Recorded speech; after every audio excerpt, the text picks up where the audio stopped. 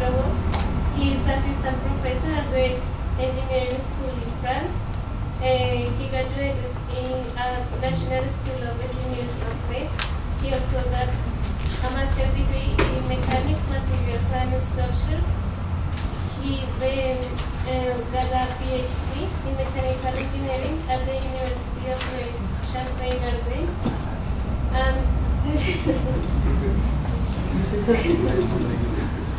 he currently research at the Institute George and for human biomechanics at various stages. His research activities are biomechanical study of performance criteria and characterization of at-risk environment using measurements in outdoor practice. So please take notes about the speech of Professor Thomas, and then we're going to perform an activity with combining information about the presentation of Professor Antonio.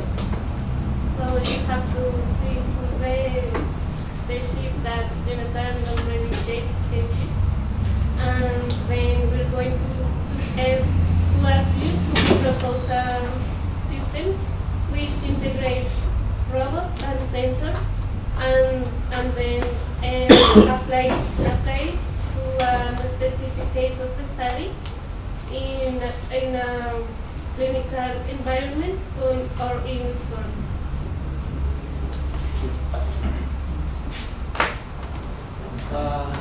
So hello everybody. Hope the lunch was good and like So I would like to first thank all the organization for being here today. So today I will speak about the contribution of embedded accelerometers for monitoring physical training, and I will focus on a case study about the effect of mechanical impact on the exhaustion during running. Before that, I will try to present myself, but as was just done here, I will just quick.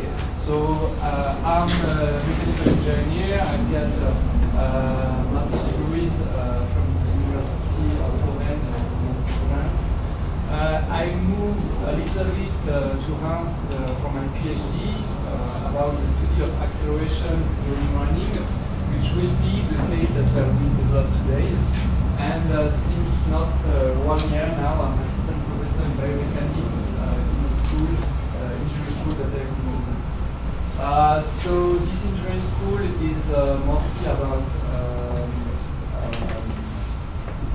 developing generalist engineer, but I'm still working for a major for engineering and health.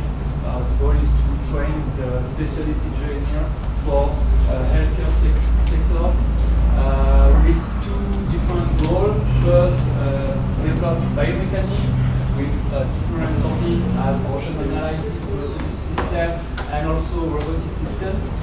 And another field about information system, more about keyword like big data, machine learning, and the goal of development of embedded system. My pedagogical activity also is also focused on the development of some tools for students, as today the goal is to develop important motion analysis room for pedagogical way and research way. But the goal for this motion analysis room is to develop motion analysis room for big displacement like running and a lot of sports, also the validation of embedded measurement. Everybody hear me well or not? Because I'm a bit first, so I think I will shake my hand, but yeah, good. You prefer like that? Yeah, okay.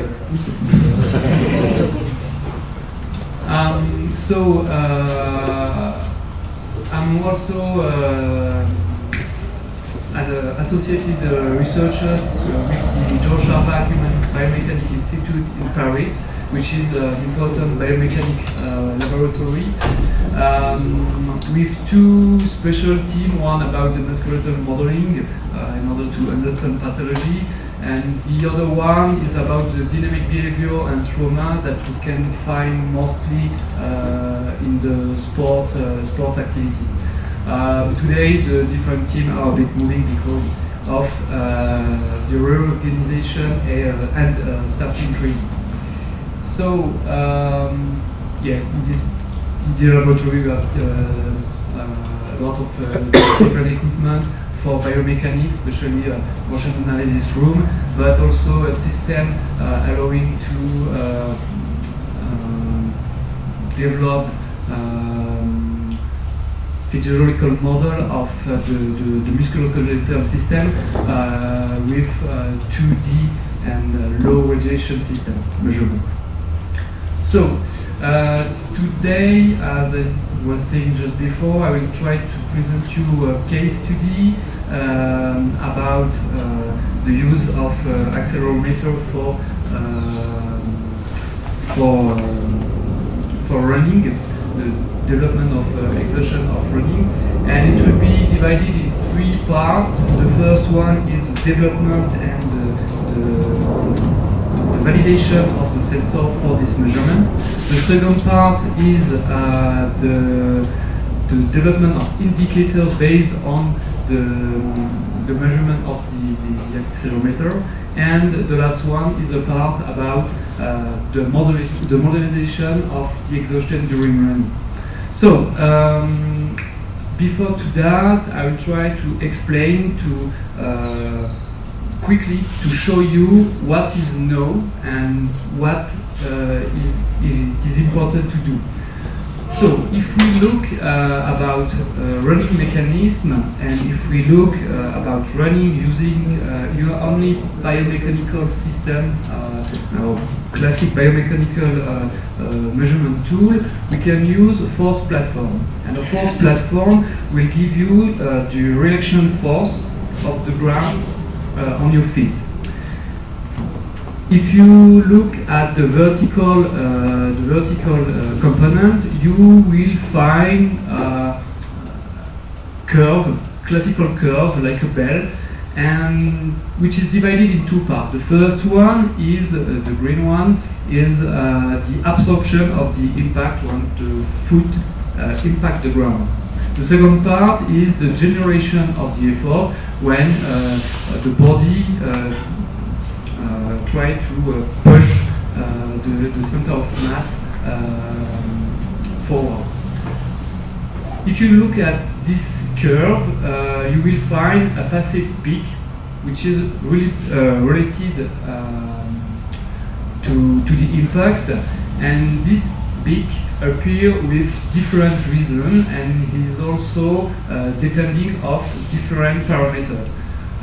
The technique, the stride, if you just land on the heel or land on the two, will present different thing about this passive peak. Also, the ground type, so the environment, could change this passive peak, and the equipment, the shoes, so if you have more damping shoes or not. So we know that there is this passive peak during running, which is known also, and which is hypothesis today, is that this passive peak is possibly harmful and related to injuries. So the first thing to do is to quantify this impact. If we continue in this subject, so we have to quantify an impact, and finally an impact is a shock followed by vibrations, which could be measured like an acceleration. So today, if we take the classical system for biomechanics, it's a motion analysis room, so a room with a lot of different cameras.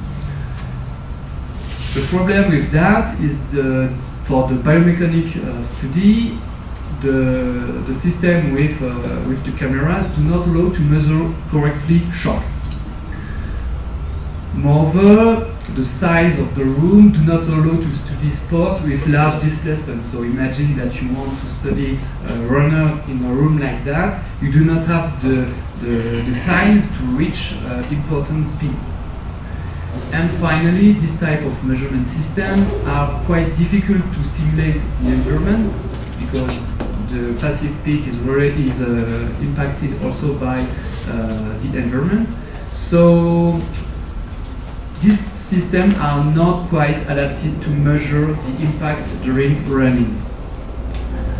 If we take another type of system, is the inertial measurement unit, mostly today based for motion analysis. So these systems are quite good because we can develop embedded measurements, so follow the athlete in the environment outside of laboratory. But the IMU specially developed for motion analysis do not allow to measure precisely shock because shock represent high amplitude, high frequency, and generally this motion analysis system, this type of IMU present limited range. So the second point is that we need to find a good tool to measure shock and acceleration. Now we can look to another field, the really different field, which is the professional world. And in this world, there is a lot of people that are submitted to shock and vibration also. For this type of world, this type of world has developed more information, more study about impact and shock and vibration. And today, this professional world, know that shock and vibration are quite bad for health. It is known that there is a lot of injuries and pathology related to vibration, so vascular disorder or osteoarticular disorder. And in the professional world, there are standards that limit the vibration exposure of shock and vibration. The problematic is that the standards are not adapted for sport because they push the use of combustion sensor, and the standard do not consider motion, which is quite bad for sport analysis. But this type of standard show two good information, which is that there is an important influence of frequency and the magnitude of the shock and the vibration. And also, the standard proposed to compute a perceived amount of vibration on the worker to avoid the appearance of injuries. And if we try to avoid these injuries, the goal is to predict. So the first goal is to predict the exhaustion and injury provoked by shock and acceleration, and in the case of running, for running. So the title of my presentation and about the case study was the effect of mechanical impact on exhaustion during running. So we can write this title like that. The goal is to measure and quantify the acceleration which are presented at vibration and shocks in order to predict fatigue or exhaustion phenomena. So finally we have three words which represent three different studies. First, the sensor validation with measure. Then with quantify we have the development of different indicators with the signal of this sensor. And finally, the goal is to predict, so to modelize the exhaustion during running. So first I will speak about this first study, the sensor validation. Before to find the good sensor, we have to understand the context about the sport analysis and the running problematic. So during running, we need to develop embedded measurement. Why? Because we need to follow the athlete. With this embedded measurement, we need lightness for the sensor, a sensor which is not cumbersome. We need autonomy. With autonomy, I'm speaking about battery and memory. And because we want to measure this activity, we need to measure the total range represented by running. And for that, we'll try to use inertial measurement unit, which allow embedded measurement, but we need to find the good one. So after a study of the existing IMU, we choose one of them for this type of study. So we buy one of this IMU and we want to validate it because we don't know if this IMU is good or not. For that, we use a common classical way for the validation. We compare this IMU with a classical industrial accelerometer which is used for vibration analysis in the industrial world. The problematic of this type of sensors is that this is the size of the sensor, which is quite little, like a few millimeters. But this sensor is coupled with an acquisition system which represents something like really heavy with 5 kilograms, a lot of wire, which is not really adapted for embedded measurement in sport. So we try to validate the IMU versus this system in order to know if the IMU was able to measure the complete range during running. For that, we do that in 3 steps: the repeatability, the magnitude, and the frequency range. So, okay, it's not like that. Normally it's like that, but whatever. So the first step was to validate the IMU on a shaker in order to see if we have a good range of frequency and amplitude. We compared the IMU and the reference with different magnitude and different frequency signals, and also the repeatability. So this study showed that the repeatability of the IMU was quite good, with a variation of 1%.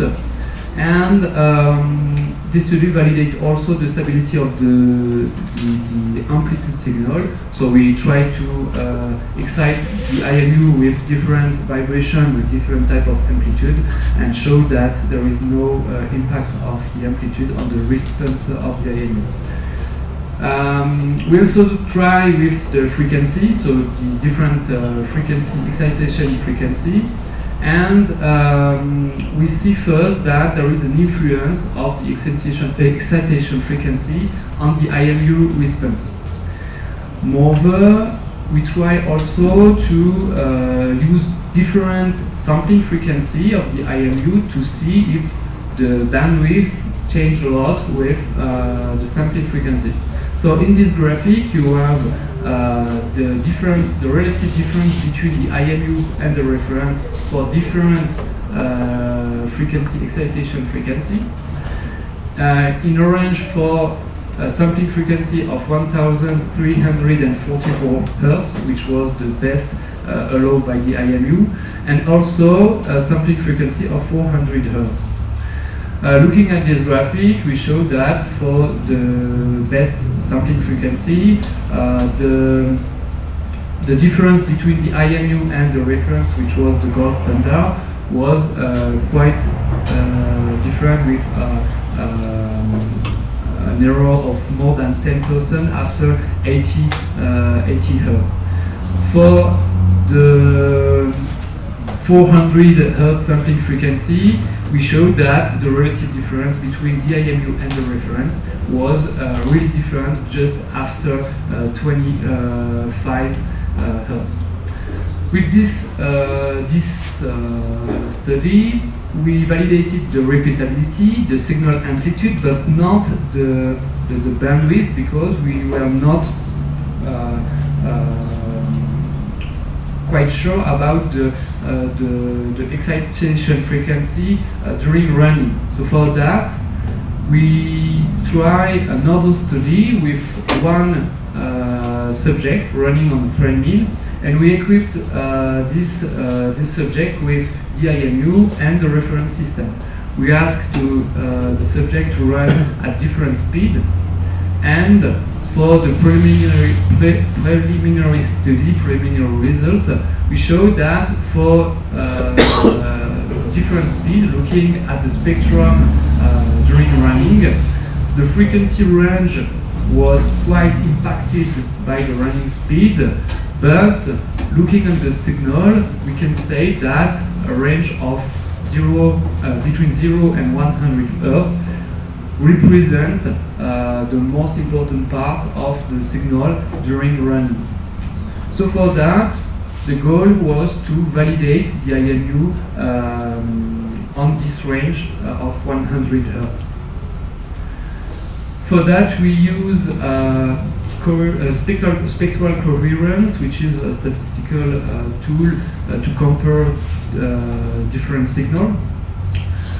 So we try to compare the spectrum of the IMU and the spectrum of the reference using this tool.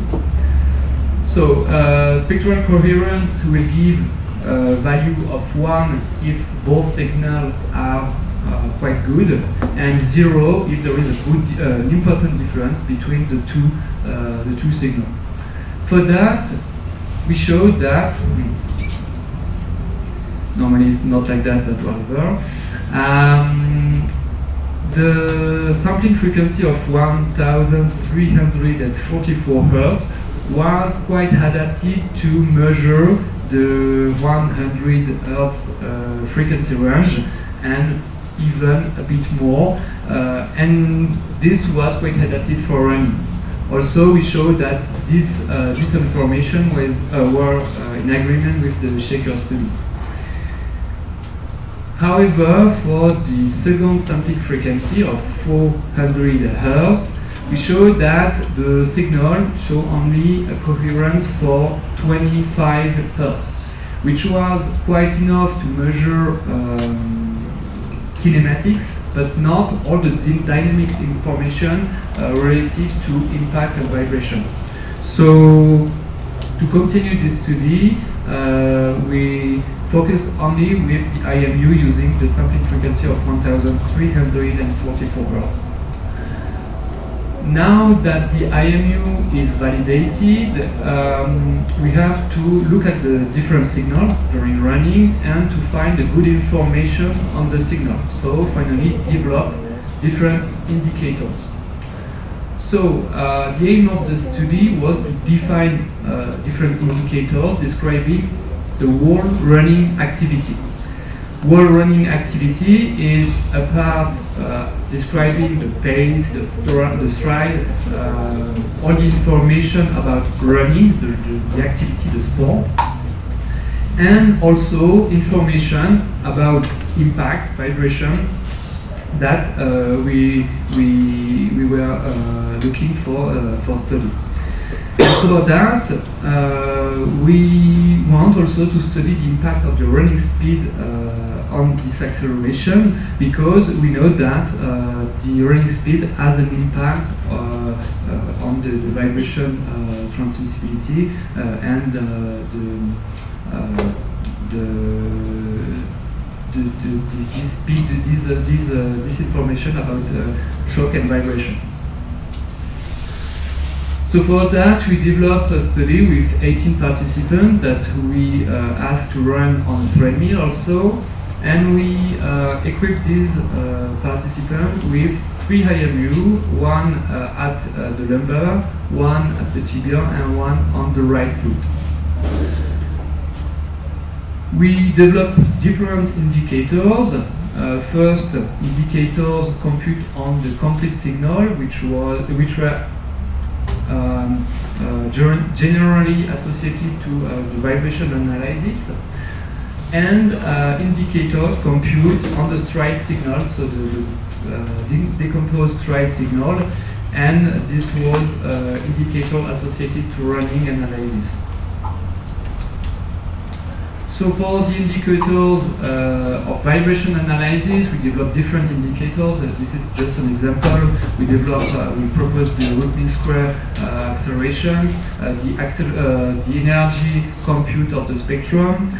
We try also to compute different indicators about vibration exposure, so time passed beyond 3G, vibration dose that was computed from the standard proposed for working, and the transmissibility between an input, which was the foot, and an output, the tibia or the lumbar. We also develop indicators compute for running analysis, quite simple, so the stride duration, stride numbers, stand duration, flying duration, and also using a model to compute the leg stiffness. And all these indicators were computed for the vertical axis of the lumbar. But before to test all these indicators with speed, we want to know if these indicators were repeatable or not before to use them. So we asked one subject of the 18 to practice two series of 10 times 1 minute at 12 kilometers per hour. The first series was only rest between each 1 minute. And for the second series, we asked the subject to rest, and also we leave and put on again the IMU to test the intra and the inter repeatability of this test. For this repeatability test, we validate the indicators only if the repeatability of the both theory was inferior to 5%, which was quite good for all the running analysis indicators. But for the vibration analysis, most of the indicators associated of the mediolateral axis for the foot, the tibia, and the lumbar was not validated at this step. For the time beyond 3G, only the foot was validated. Then after the repeatability test, we tried the influence of speed, asking to the 18 subjects to run at different speed, 9 speed between 8 and 18 km per hour. For that, we try to understand the influence of speed on these indicators using only a linear influence, so linear correlation. For most of the indicators associated to vibration and shock, we show generally quite good linear influence, mostly for the root mean square and the spectrum energy, also for the duration past beyond 3G. But the problematic was for the transmissibility. We show for the transmissibility between the tibia and the foot low correlation due to the motion, the influence of the motion of the body and the motion of the IMU. For the running indicators, we do the same thing, and we show that for the stride duration and stride number, these two indicators presented really good linear influence and good correlation. But the algorithm used to decompose stance and flying duration, and also to compute after that the leg stiffness, was in fact impacted the result and showed that the coherence was quite medium for these three indicators. For the following study, the stance and flying duration were computed with another type of algorithm. So with this study, we have computed here 10 indicators. In reality, it was a bit more, but different indicators about the vibration analysis, but also about the running analysis, validating with first repeatability and also with the linear influence of the running speed. So now that we have the sensors and what we have, we know how to compute information from this sensor. The goal is to take the information and to compute a model to predict exhaustion. So for that, we were speaking about exhaustion because the goal was to study the general behavior of fatigue on the body. And exhaustion is a decrease of performance and also an increase of risk. So the goal is to predict exhaustion to avoid this type of behavior. Looking at exhaustion, we use subjective exhaustion because it was better to explain the global expression of the perceived effort and to understand the behavior of the athlete. For that, we use the Borg subjective scale, which is a questionnaire for the athlete, giving a rating between 6 and 20. 6 represents no exhaustion, 20 the maximal exhaustion. What is quite good with this subjective scale is that with constant condition of running, so with constant condition of speed, we know that the subjective exhaustion given with Borg scale is linear with the time passed during the effort. So for that, we explain the exhaustion like a time limit. So when the subject was at 50% of the time passed on the treadmill, we know that it was half of the exhaustion.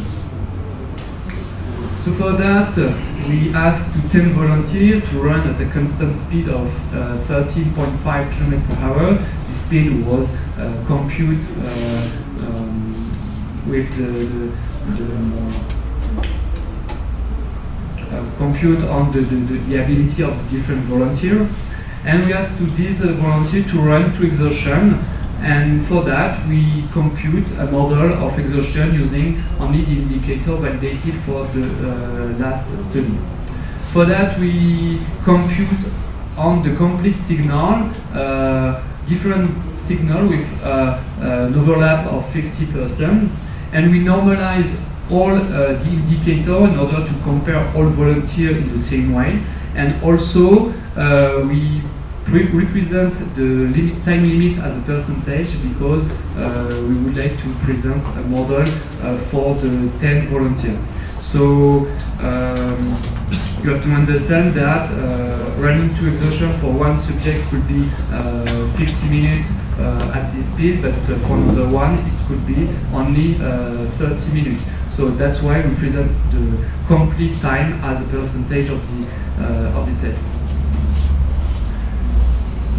The preliminary results show that if we try to study one indicator with the time limit of this test,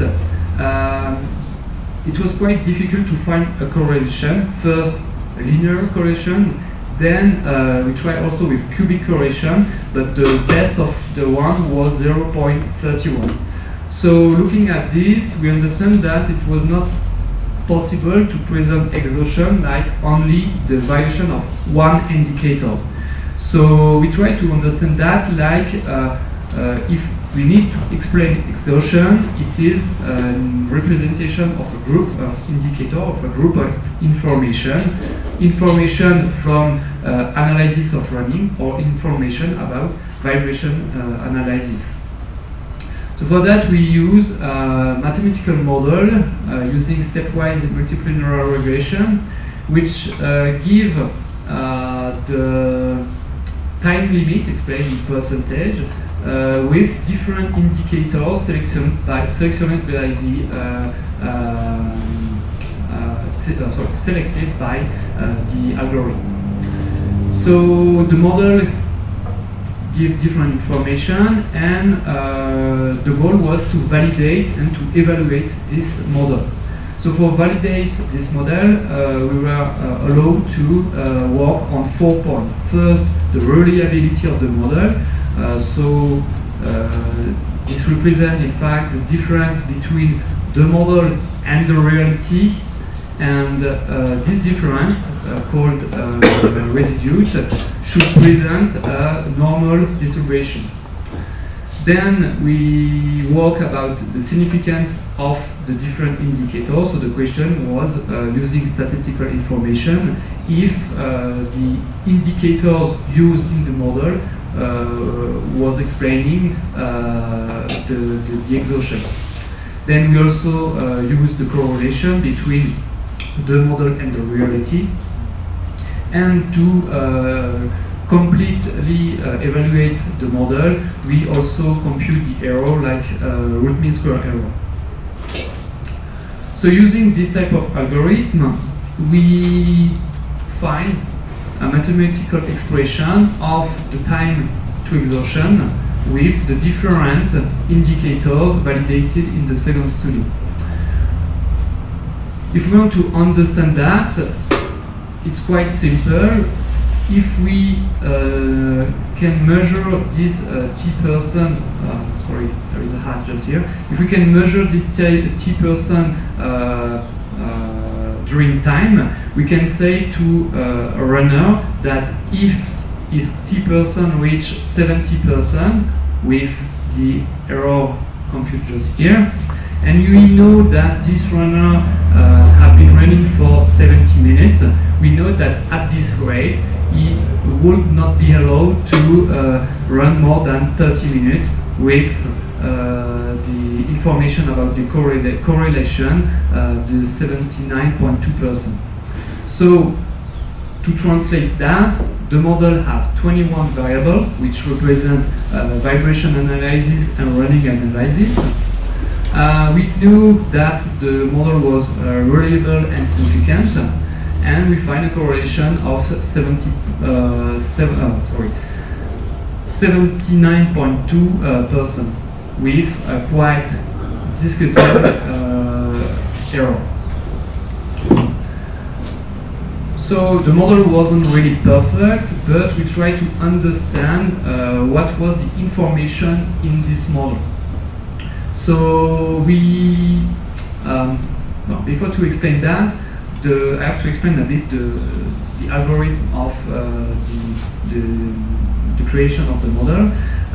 This algorithm will choose at each step one indicator giving a special correlation. So at the first step, the model includes the first indicator, then the second, then the third, etc. To 21. If we look only at the 9 first indicator, we know that the model will give a correlation of 74.1% of correlation. So this 9 first indicator give the most important part of the model. Looking at these 9 first indicators, what we can find, there is indicators associated to the running rate, the vibration solicitation, running technique, damping, and we'll develop that a bit. So looking about the running rate, 2 of these 9 indicators were the stride duration and stride number. What is really important with that is that a lot of studies show that these 2 indicators are impacted by fatigue, by exhaustion. So the appearance of these 2 indicators in the model were not quite surprising. Also, we show that 4 of these indicators were associated to the vibration solicitation. 3 were associated with the root mean square, and 1 about the duration passed beyond 3G. And with the hypothesis of that impact could influence injury and exhaustion and fatigue, also this information was quite logical. We find also 2 indicators associated to the running technique. So the energy, the spectrum energy measure on the anterior-posterior axis, which could be translated as the displacement of the center of mass forward, and also the flying duration translating if the running technique is more aerial or not.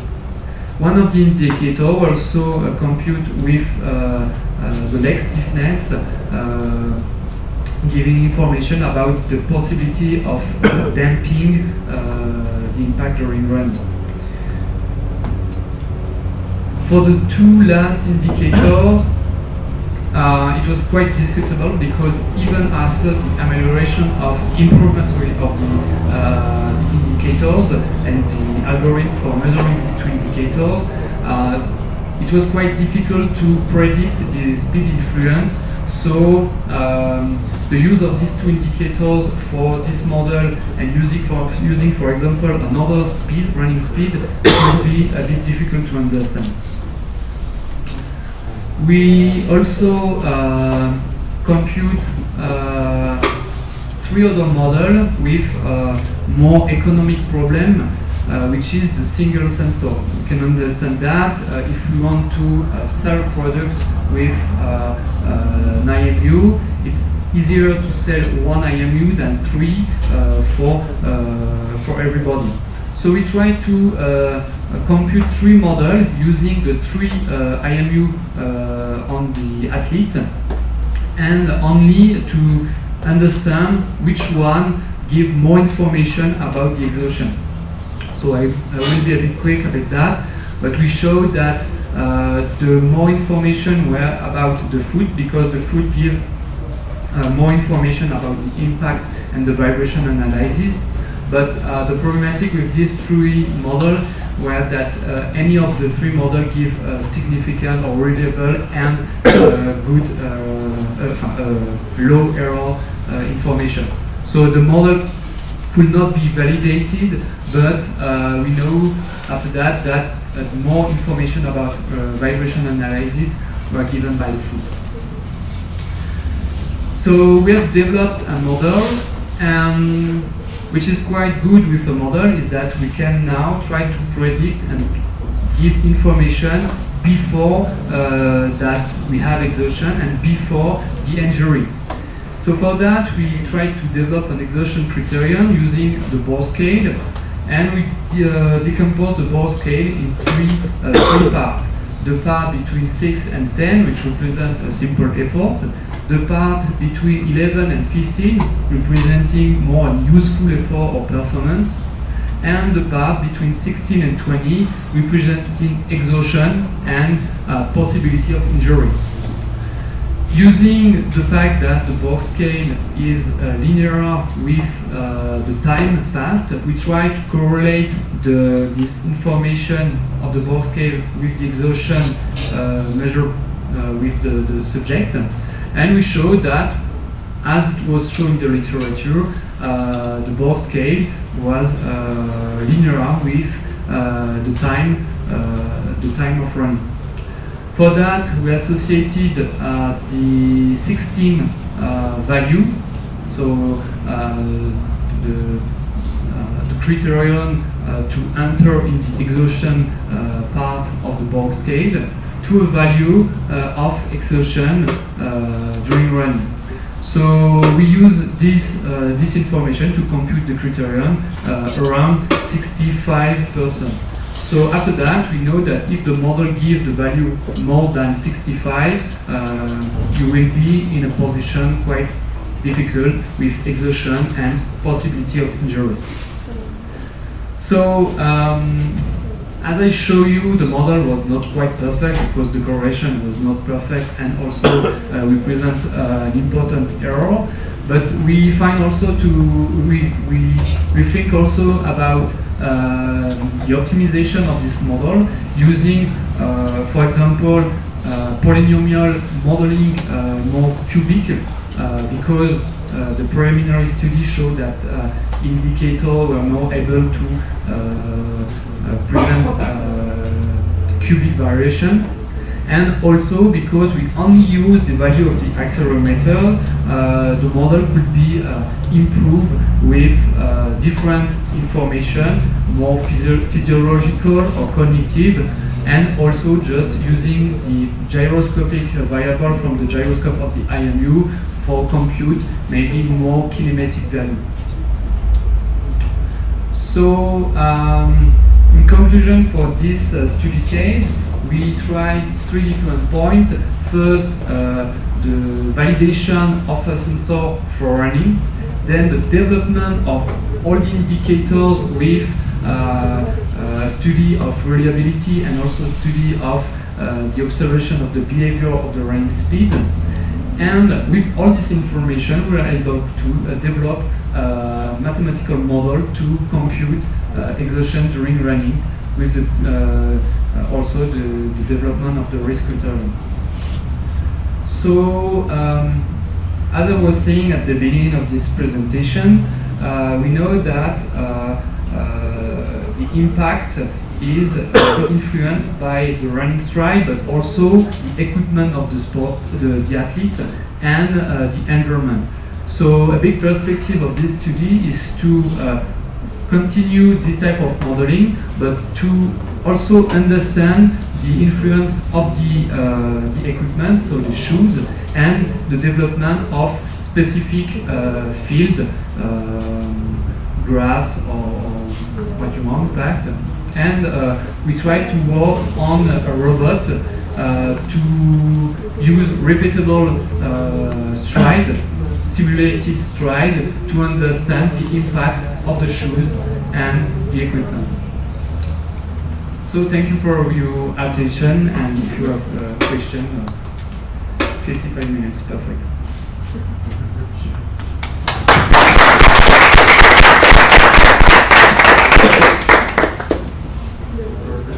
Now we have time for questions.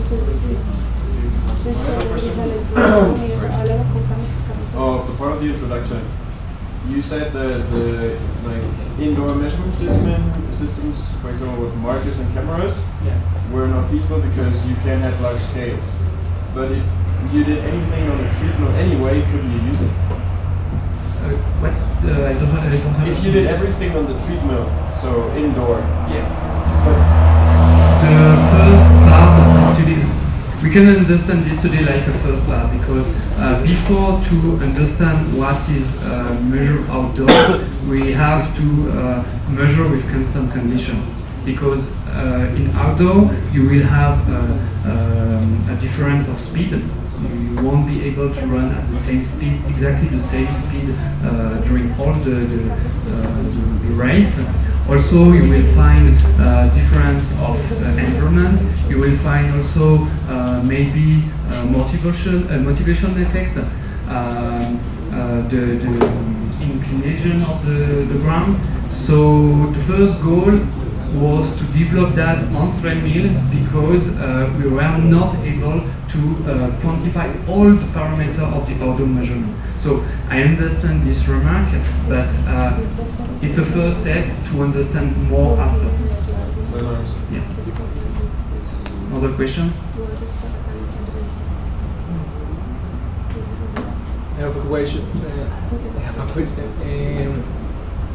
At the beginning, you say that to analyze the shock, the IMUs, the IMU was a very good sensor.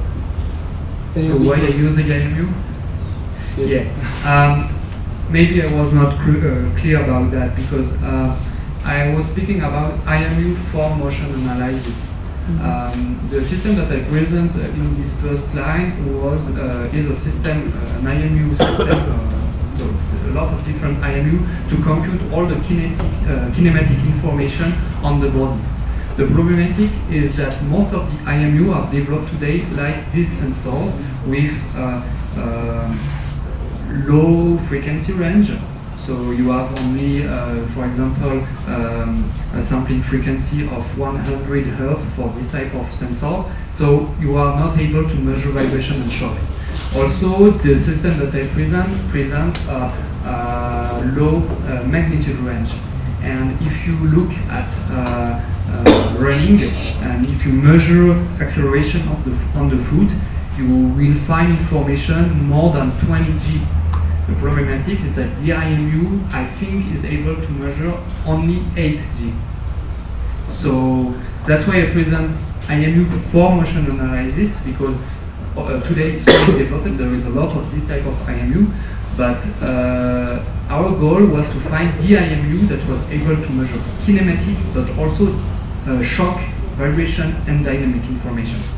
So that's why we try to look at different IMU and find the good one.